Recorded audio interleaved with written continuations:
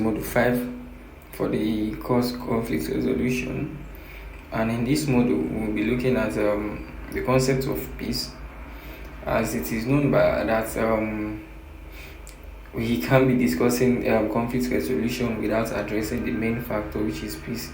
Although we have conflict as the main factor, but peace is one of the cogent reason why we are talking about conflict resolution. It is all about bringing about peace between conflicting parties or individuals, or be it countries or organizations.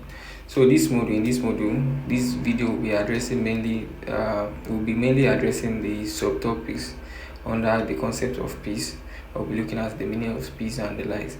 So, and this is the fifth module for this course, as it is stated in the first video.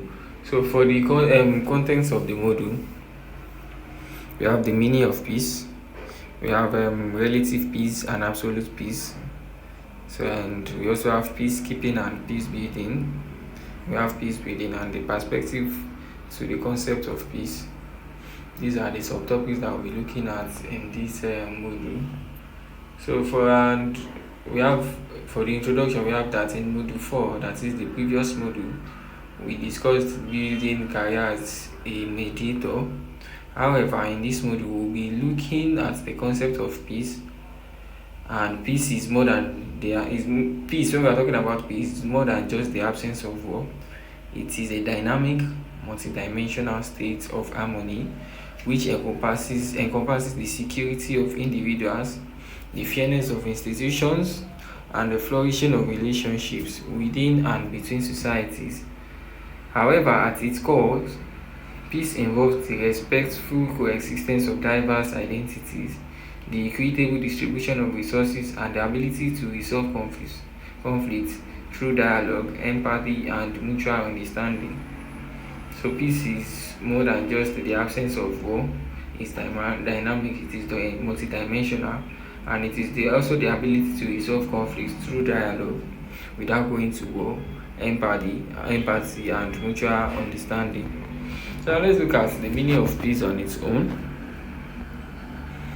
So we have the word peace is derived from the Latin word pax, which in the Western tradition is commonly viewed as contractual relationship that entails recognition and agreement. Yet, understandings of peace worldwide reveal a far richer tapestry, linking into 24 human conditions, including inner peace. So, in short, the definition of peace is that it is a mental state marked by serenity, harmony, tranquility, concord, and a balanced equilibrium of power. So it stands opposite to conflict, rejects violence and war, and it is also synonymous with justice, goodness, and civil governance. So we should look at this definition. We can arrive to the fact that peace is a mental state that is marked by serenity when there is harmony, when there is no war, and there is balance and equilibrium of power. That is, the power is not being abused, the leaders is doing the right thing, then the followers are also doing the right things. So consequently, peace can be approached from multiple perspectives, whereby each are highlighting different facets of this complex and multifaceted concept. So according to Garton 1964, he describes negative peace as the absence of human violence and war, and positive peace as the absence of structural violence. So in this definition of Garton, what is very important and what is cogent in the message is that peace means the absence of violence and war, be it negative or positive. But also in the definition, we can also deduce from the definition that absence of human violence and war is what we refer to as the negative peace, while the absence of structural violence is what he referred to as positive peace. So now let's move on to the next subtopic, where we have relative peace. So we'll be looking at relative peace. The meaning: it refers to a condition in which conflict has lessened and a degree of stability or calm prevails, still not an ideal conflict-free state, but an improvement over a more violent or tense past. So he described a manageable, more harmonious situation that coexists with lingering problems rather than a perfect absence of trouble.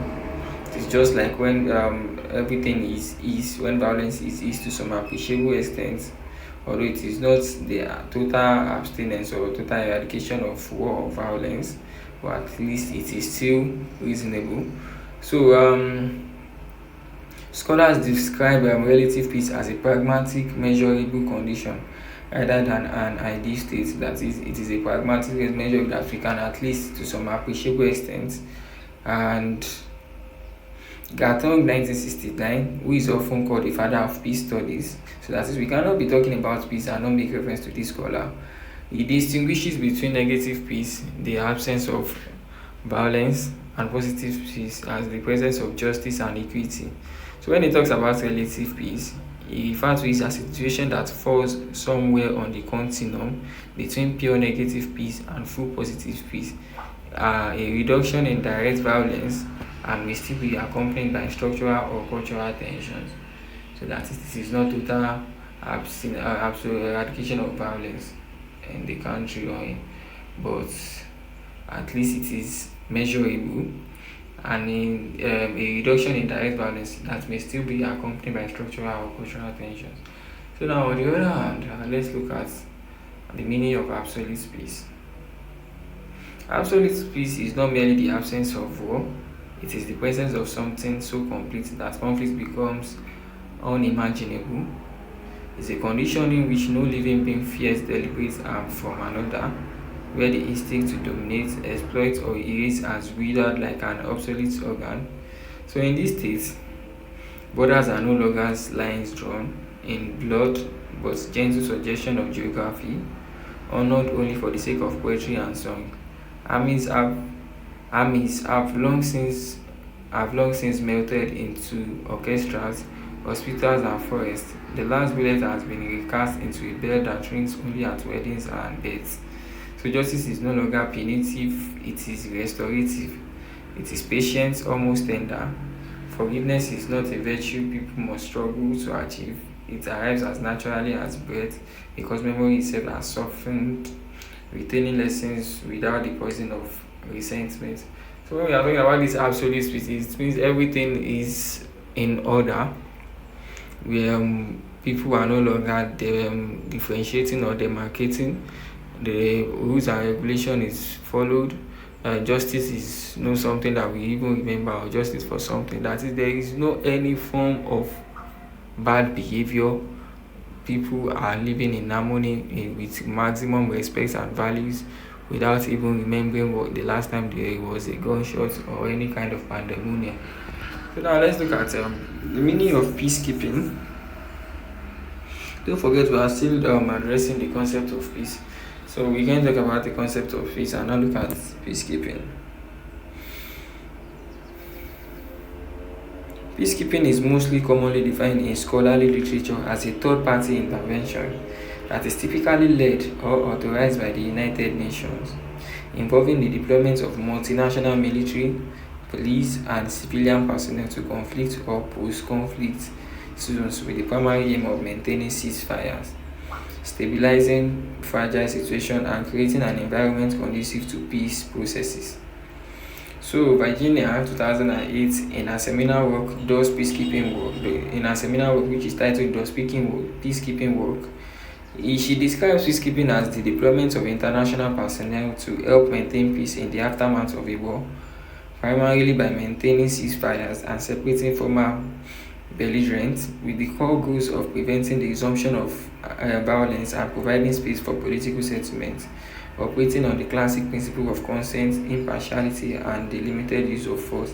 So, according to this definition by Virginia, we can deduce that peacekeeping is the deployment when there is third-party involvement in the aftermath of a war of violence. That is, international personnel, be it military and the likes, or even individual or military personnel, police or civilian personnel, any in any form, but an international personnel to that is coming down to where there is a violence, or after to keep or maintain peace in the aftermath of war. The war has already been conquered to some extent. Then people are sent down, personnel are sent down to maintain peace in the